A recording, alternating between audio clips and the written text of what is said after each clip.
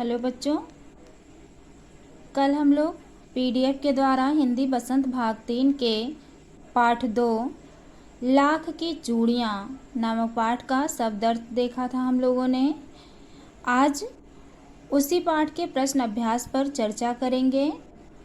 प्रश्न अभ्यास में आपका पहला प्रश्न है, बचपन में लेखक अपने मामा के गांव चाव से क्यों जाता था और बदलू को बदलू मामा ना कहकर बदलू काका क्यों कहता था। पहला प्रश्न आपने देखा था कि कहानी में आपको बताया गया था कि बचपन में जो लेखक रहता है वो अपने मामा के गांव बड़ी तीव्र इच्छा से रुचि से जाता है। तो क्यों जाता था और मामा के गांव के सभी लोग जो है मामा होते हैं, नाना होते हैं, वहाँ काका नहीं होते हैं, फिर भी बदलू को लेखक काका कहता था, ऐसा क्यों कहता था। ये प्रश्न आपका है, जिसका उत्तर है बचपन में लेखक अपने मामा के गांव चाव से इसलिए जाता था क्योंकि वहाँ एक व्यक्ति या एक बदलू नामक व्यक्ति उसे सुंदर सुंदर लाख की गोलियां बनाकर देता था। बच्चों को गोलियां बहुत पसंद आती हैं, तो क्योंकि बदलू जो था वो लाख का ही व्यवसाय करता था, लाख से चूड़ियां बनाता था। तो जब लेखक वहां जाता था तो लेखक बदलू को सुंदर सुंदर लाख की गोलियां बनाकर दे देता था, जिसे लेखक बहुत पसंद करता था, जो लेखक को बहुत अच्छे लगते थे। तो इसलिए वह मामा के गांव अपने चाव से जाता था। इसमें जो दूसरा प्रश्न पूछा गया उसका आंसर है, लेखक बदलू को बदलू मामा ना कहकर बदलू काका इसलिए कहा करता था क्योंकि उस गांव के सभी बच्चे बदलू को काका कहते थे। बच्चों की आदत होती है बेटा कि जो सुनते हैं वही कहते हैं। तो अब बदलू के गांव के सभी बच्चे बदलू को क्या कहते थे, काका कहते थे। तो ये सुन करके लेखक ने भी बदलू को काका कहना प्रारंभ कर दिया, बदलू को वह मामा नहीं कहता था। आपका सेकंड क्वेश्चन है, वस्तु विनिमय क्या है, विनिमय की प्रचलित पद्धति क्या है। वस्तु विनिमय किसे कहते हैं, विनिमय की प्रचलित पद्धति क्या है। तो विनिमय का अर्थ होता है लेन देन करना। विनिमय का शाब्दिक अर्थ क्या होता है, लेन देन करना। अब वस्तु विनिमय क्या कहते हैं, किसे कहते हैं, जब एक वस्तु के बदले दूसरी वस्तु ली या दी जाती है तब उस प्रक्रिया को वस्तु विनिमय कहते हैं। जब हम अपनी ज़रूरत की वस्तु खरीदने के लिए पैसे नहीं देते हैं, बल्कि क्या करते हैं, जो हमारे पास कोई वस्तु होती है तो हम उसे दे देते हैं और दूसरी वस्तु खरीद लेते हैं। जैसे एग्जाम्पल के लिए आप लोग गांव में देखते होंगे कि बहुत बार हमारे यहाँ जैसे किसी के यहाँ दाल घट गया, किसी के यहाँ चावल घट गया, तो उसके यहाँ गेहूं है तो वो जाके दुकान पे गेहूं दे देता है और उसके बदले चावल ले लेता है। तो ये प्रक्रिया जब होती है, जब एक वस्तु के बदले दूसरी वस्तु दी जाती है, पैसों का कोई उसमें उपयोग नहीं किया जाता है, तो होता है वो प्रक्रिया वस्तु विनिमय।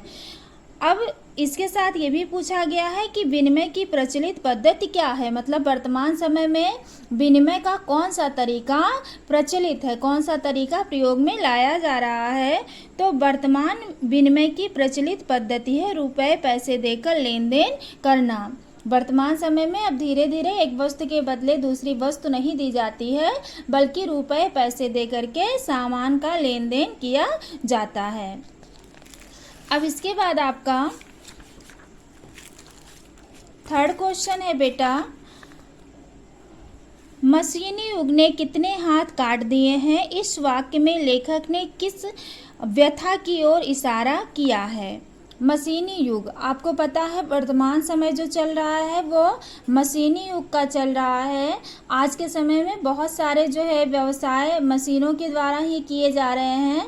और व्यवसाय की बात हम छोड़ दें, अगर देखो गांव में पहले धान की रोपाई होती थी, गेहूं की बुआई होती थी, तो कटाई होती थी, तो ये सब मजदूरों के द्वारा, व्यक्तियों के द्वारा किए जाते थे। लेकिन अब आपको पता है कि बड़ी बड़ी मशीनें आ गई हैं और आसानी से ये सारे काम हो जा रहे हैं।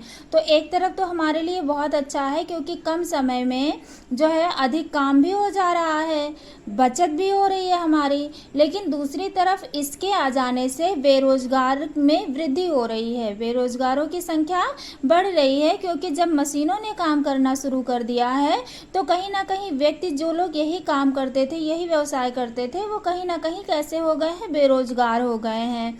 तो मशीनी युग के आ जाने से बहुत हाथ कट गए हैं। हाथ कटने का मतलब ये नहीं कि हाथ कट गए हैं, बल्कि इसका मतलब ये है कि वे उन्हें रोजगार से जो है एक तरह से छुट्टी मिल गई है, उनका रोजगार उनसे छिन गया है। उत्तर इसका है, मशीनी युग ने कितने हाथ काट दिए। इस पंक्ति द्वारा लेखक बदलू की इस व्यथा की ओर संकेत किया है। व्यथा मतलब दुख होता है कि कांच की चूड़ियों के प्रचलन के बाद उसके लाख की चूड़ियों का धंधा अर्थात व्यवसाय बंद हो गया। आपने चैप्टर में देखा था कि कांच की चूड़ियों का जैसे जैसे प्रचलन बढ़ा, तो कांच की चूड़ियाँ एक तो रंग बिरंगी होती हैं, सुंदर भी होती हैं, दूसरे सस्ती भी थीं। तो इस तरह से कांच की चूड़ियों ने लोगों को अपनी ओर आकर्षित किया, और जब कांच की चूड़ियों का जो है प्रचलन हो गया लोगों में, तो धीरे धीरे लाख की चूड़ियों का व्यवसाय जो था बदलू का, वो बंद हो गया, जिसके कारण उसकी आमदनी भी बंद हो गई। अब हमारा जो भी व्यापार है, यदि वो ठप हो जा रहा है, बंद हो जा रहा है, तो जाहिर सी बात है कि हमारी इनकम भी क्या होगी, बंद हो जाएगी। बदलू के सामने आर्थिक तंगी की समस्या उत्पन्न हो गई, और धीरे धीरे बदलू की आर्थिक स्थिति भी क्या हो गई, खराब होने लगी। आर्थिक तंगी की स्थिति उसके सामने उत्पन्न हो गई। नेक्स्ट क्वेश्चन आपका है बेटा, बदलू के मन में ऐसी कौन सी व्यथा थी जो लेखक से छिपी ना रह सकी। ऐसी कौन सी व्यथा थी जो लेखक से छिपी ना रह सकी। तो इसका आंसर है, बदलू लेखक को चूड़ियों के बारे में बता ही रहा था। जब बहुत समय बाद लेखक अपने गांव मामा के घर जाता है, तब वह बदलू को, क्योंकि बचपन में बदलू उसे लाख की गोलियां बनाकर देता था, तो बदलू को भूलता नहीं है। वो बदलू से मिलने जाता है। इस समय बदलू की स्थिति बहुत दयनीय हो जाती है, उसका व्यवसाय बंद हो जाता है, उसकी उम्र ढल जाती है। तो इस तरह से वो मिलने जाता है। फिर बदलू लेखक को क्या करता है, चूड़ियों के बारे में बता ही रहा था कि उसे खांसी आ जाती है। लेखक को लगता है कि बदलू को दमा है। उसके खांसने से लेखक को क्या लगता है कि बदलू को दमा नामक रोग हो गया है। ना जाने कैसे बदलू लेखक के मन को भांप लेता है और कहता है कि दमा नहीं है मुझे, फसली खांसी है, 10-15 दिनों में ठीक हो जाएगी। ठीक है, लेखक को क्या लगता है कि बदलू को दमा हो गया, उसके खांसने से लगता है, लेकिन बदलू उस पर सफाई देता है कि दमा नहीं है बल्कि फसली खांसी है। जो फसली खांसी क्या होती है, मौसम के साथ आती है, मौसम के साथ चली जाती है, ठीक हो जाती है। तो वो बताता है कि 10-15 दिन में ये ठीक हो जाएगी। बदलू को देखकर लगता है कि इस समय उसकी स्थिति बहुत दयनीय है। बदलू को देख करके उसके बिना कुछ कहे ही लेखक ये बात समझ जाता है कि इस समय बदलू की जो स्थिति है वो बहुत दयनीय है। इसके बाद आपका क्वेश्चन है, मशीनी युग से बदलू के जीवन में क्या बदलाव आया। मशीनी युग ने बदलू के जीवन में क्या बदलाव लाया, ये प्रश्न है आपका। आंसर देखिए, मशीनी युग ने बदलू के जीवन को पूरी तरह से बदल दिया। आपको पता है ना, मशीनी युग के आ जाने से, कांच की चूड़ियों के प्रचलन से बदलू का व्यवसाय बंद हो गया, और व्यवसाय बंद हो गया जब, तो उसका जीवन ही पूरी तरह से बदल गया। कांच की चूड़ियों के प्रचलन के बाद उसके लाख की चूड़ियों का व्यवसाय बंद हो गया। उसके सामने अपने परिवार के भरण पोषण की समस्या उत्पन्न हो गई।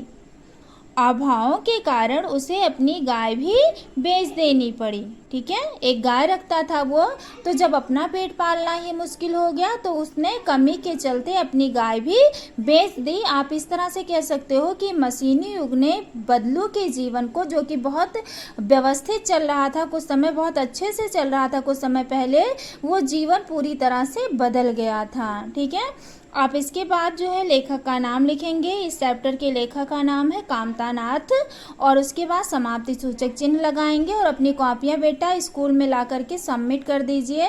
आपको टाइम दिया गया है सैटरडे का, फ्राइडे सैटरडे 2 दिन, तो आप लोग फ्राइडे सैटरडे में कॉपियाँ सबमिट करिए, जिससे हम लोग चेक करते रहें। धन्यवाद।